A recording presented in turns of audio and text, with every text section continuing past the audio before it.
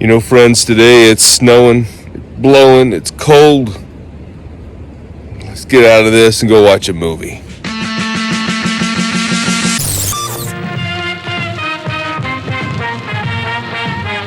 Hey friends, welcome back to Burger Acres and this episode of VCR with me, Mr. Burger, and checking out some videos. You know, it's kind of a messy day out there, so I thought, you know, what better thing to do than jump on the streaming services and try to find something to pass the time and entertain myself a little bit, because I can't be outside doing work out on the acreage and whatnot. So I thought, well, you know, why don't I jump onto the streaming services and again find something to watch. So today I decided I was going to jump on to Amazon. All right, now you're talking. So I get onto the Amazon Prime account, and right away, the options are very limited. Let's just put it that way. So the movies that I found right away that I thought, you know what, these might work. I might enjoy watching this. Most of those films were, you know, you got to pay to rent or buy, and I'm not doing that. I'm not doing that for this. I just want, you know, if you've got a subscription to one of these streaming services, what you can get with just, you know, without paying, you know, for a new release or whatnot. So I jump on there, and pardon me, I found, you know, a couple of options, and ended up settling on a movie that I had never heard of before. And this movie is wild as hell. Lady Shree can tell me what she sees. I don't know how it just happens. So before I get into the movie Sisterhood, imagine this. It's 1980s. This movie was put out in 1988. So imagine the biggest things in 1980s culture. And as a movie producer, if you said, all right, we're going to take all the biggest things and we're going to melt them into one movie, and this movie is going to be the most, like, it's going to capture so many audiences. There's going to be so many people that are going to gravitate to this that it will be a smash. We're going to take a guy and we're going to dress him up like He-Man. And we're going to have him drive around and his crew driving around in vehicles like Mad Max. And then we're going to have him fight with Wonder Woman and a group of women that are scantily clad at times. Come on, let's go chow down. The vast majority of the movie is traveling. They're driving, they're riding their horse, and it's like 2 minutes of riding a horse.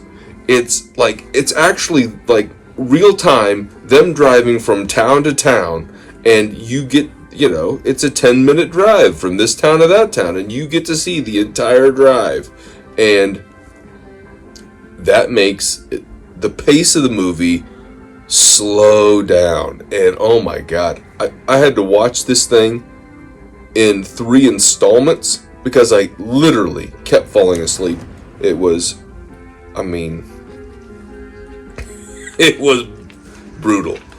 Have I not seen you through the worst times? Through the worst dangers? I literally kept falling asleep because they would be, like I said, it would be, hey, we gotta go get such and so. And so they get on their horse and they ride through the desert. And you're literally just watching with this like Atari theme music in the background, and then all of a sudden they arrive somewhere, and then they'll say, hey, we've got to go to, and it'll like just cut off like this. Come on, lazy bones, we got a long way to go before we get... Yeah, just like in the middle of a sentence. Like, who edited this thing? They did a trash job. And I mean, my YouTube videos, like this thing, has got more thought in the editing than that whole feature film that, some bozo put out in 1988. But, whatever. I'm in, I'll stop them. I'll take care of them. Damn witches. And they dress up this dude like a cross between like a pro wrestler and He-Man, and put him on a trike and have him drive around with a bunch of Mad Max type villainous characters. And then they got this guy who's like, hey man, I was just fighting off the crew. And he looks like a guy that literally works in an office park as a, like selling, pencils or something. I mean, look at this guy. And again, not to shame anybody or whatnot, but you could do a little bit better of casting. Like, would you believe that this guy is a badass who's running off the opposing motorcycle crew to get his parts that he's working on in a mechanic shop, and he can't find parts for his vehicles? No, you wouldn't believe that guy you could have got Cooter from the Dukes of Hazzard. You could have got like this guy who's like in a million movies in the 80s. You could have got that guy. I don't even know his name, but you could get him. You could have got, there's a million people. This guy or that guy. Or what about this guy? Any of them would have been a better casting than this clown who doesn't look tough. He doesn't look mean. He doesn't, he's not even dirty. They didn't even dirty him up to make him look more like a mechanic who's battling people to get car parts because they're not available. They didn't even try. They didn't even try. The time before wasn't totally a golden age. They performed terrible experiments. Initially, what really drew me to this film was that it was set in 2021, this year. It is set for this year. And that's not what this year is anything like. So far, we don't live in a desert. So far, we're not fighting each other for car parts or anything like that. It's better than last year. And last year was a train wreck. So, things are looking up. But anyway, I digress. The point is that that's kind of what drew me to it. The storyline was kind of wild. Like, basically, you have this colony, this grouping of female Amazon battle women that are all fighting together, and they got like a compound, and they're all unified, and they're going against these other dudes that are trying to take possession of the territory and the property and the parts and the thing. And as they go through, there's like this weird zombie scene where like these zombie-like people are coming after them, and they fall in a hole, and boom, what do they find?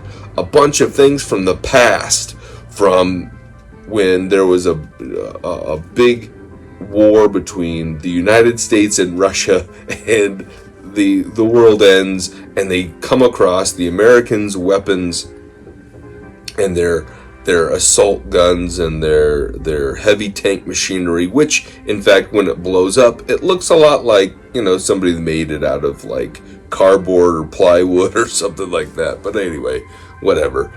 The point is, they find this machinery, and then they're gonna take back over. They're gonna release their fellow females from captivity, and they get them all released. And the head sorceress, kind of like, again, a kind of a He-Man type She-Ra crossover reference, kind of the Wonder Woman-y fantasy thing.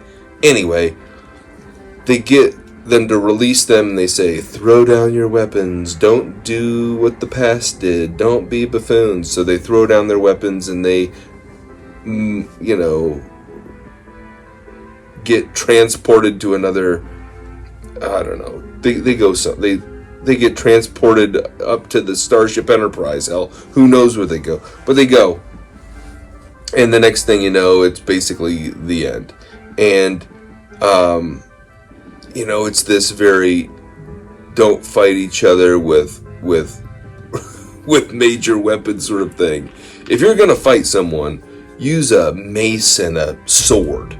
And, you know, don't use assault weapons and, you know, vehicles and cannons and whatnot. You know, if you're going to fight, fight, but live to fight another day, sort of a thing. We have nothing worth your dying for. Go in peace. If I was going to rank this movie, and believe me, as I was watching the movie, I thought, I don't know how I'm going to do this, but I'm going to give it a score of 1 mace out of 75. 1 mace out of 75 maces. 1 out of 75 maces. Not the rapper mace, but the weapon, the mace weapon that He-Man is using. I haven't got time for foolish conversation. Must I tear Snake Mountain apart? If it wasn't horrible, it would be good. But it's not good at all. Don't waste your time. Thanks for watching. We'll see you on the next one. I appreciate your time on this.